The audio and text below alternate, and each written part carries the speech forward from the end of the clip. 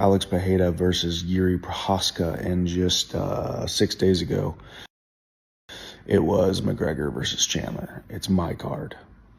It was my card whenever I signed the bout agreement, signed my name to a piece of paper that said I would be at UFC 303. I made a promise, I made a commitment, and that commitment still stands. Because your word is your bond. And without your word, you are no good. If you cannot be relied upon, if people don't believe that you're going to follow through with what you say you're going to do, the definition of integrity is doing what you say you're going to do without fail. So yes, I will be at UFC 303. No, I will not be fighting at UFC 303, but I'm going to see through to my commitment.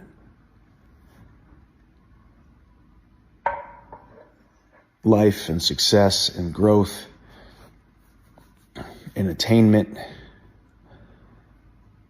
and getting the life that you want has everything to do.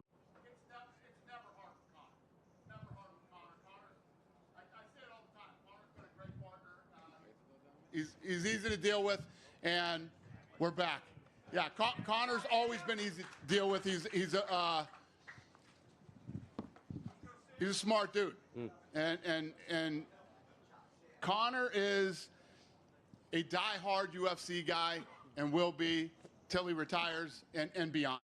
But the Conor Michael Chandler fight week, that fight we saw, it has been canceled, and what had happened was Conor got injured during fight camp. Obviously, the rumors are that he fucked up his his tippy toe, you know, and some people haven't been happy about that. You know, he's been getting a lot of shit about that, and yeah. What's our take on that? We're gonna react on that now. We have Alex Pereira versus Yuri Prohaska, and the fight it is going down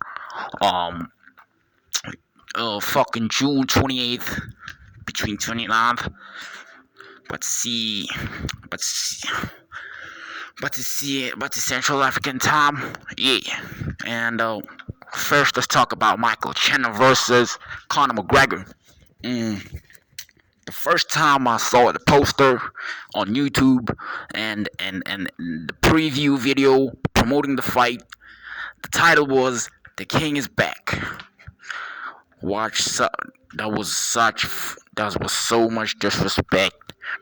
From the UFC to disrespect Michael Chandler like that, but nobody saw a problem with that, so I guess I'm just being sensitive. And we fast forward a few weeks before the fight.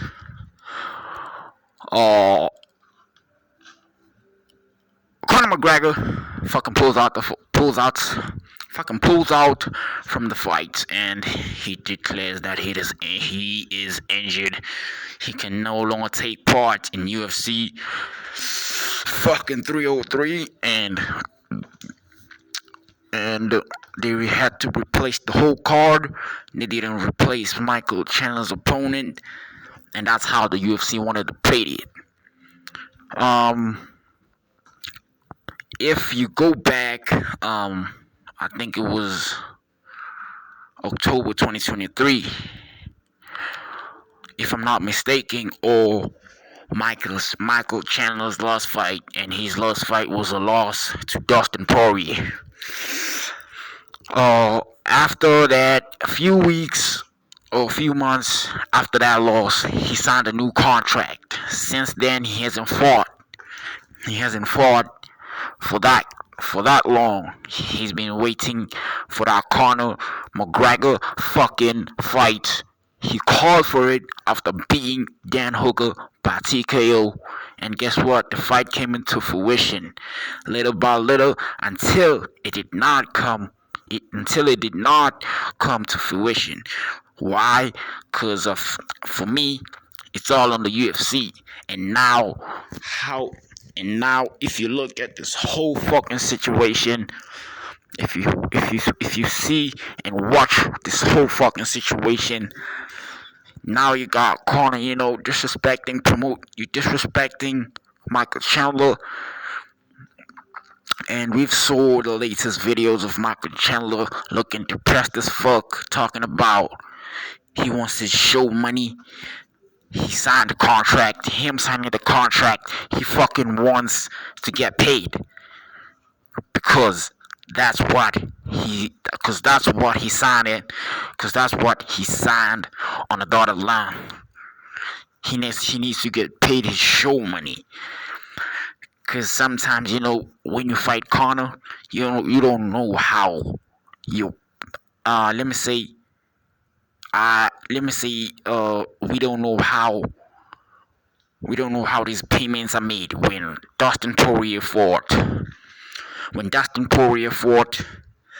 Conor McGregor, he got an absurd amount of show money. As we know in the UFC, when you're on top, you know more. Sometimes you know more fighting for that show money. You getting paid overall, win or lose. But fighting Conor 2 times, who knows how that's who knows how that fucking who knows how that fucking pay is structured, right? And then let me go back to Chandler. Man, for me personally, if that fucking fight doesn't give let me say, if that fucking fight happens, if Mike and Chandler doesn't make around about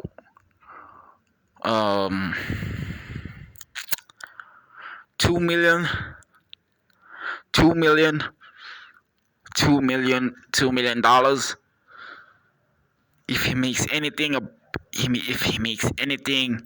below $2 million, that's a huge disrespect. After not fighting for that long, the UFC giving him a runaround after shooting the Ultimate Fighter, not getting your fucking shot at Conor.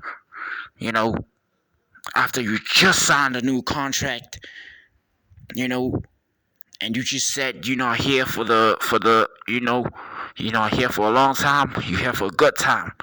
That's a huge fuck you. Now,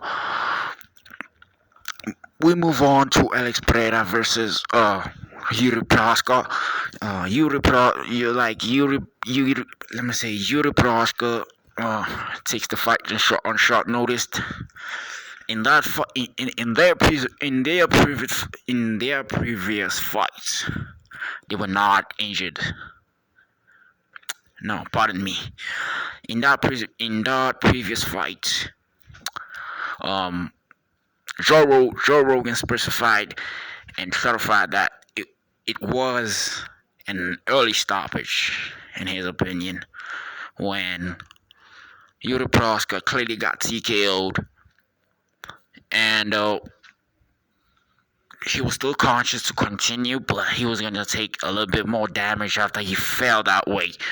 But you gotta be excited for it. You gotta be excited for this one. The one thing you know about the UFC, they can fucking trick you to spend your $79 in this type of card and in that type of main event. When we saw that, man, how competitive was that first fight against Prochazka, the defending champion. Alex Pereira is fighting another rematch against Yuri. So that's it. That is it. Remember, this is the whole thing episode, and we are doing this right now. The whole thing episode. Stay tuned. Like, subscribe, hit that notification bell on for more reactions and more real takes on what is really going on and what the fuck is really going on and what the fuck you supposed to think about that whole situation. I'm out. But the Conor Michael Chandler fight week, that fight we saw, it has been cancelled, and what had happened was Conor got injured during fight camp. Obviously, the rumors are that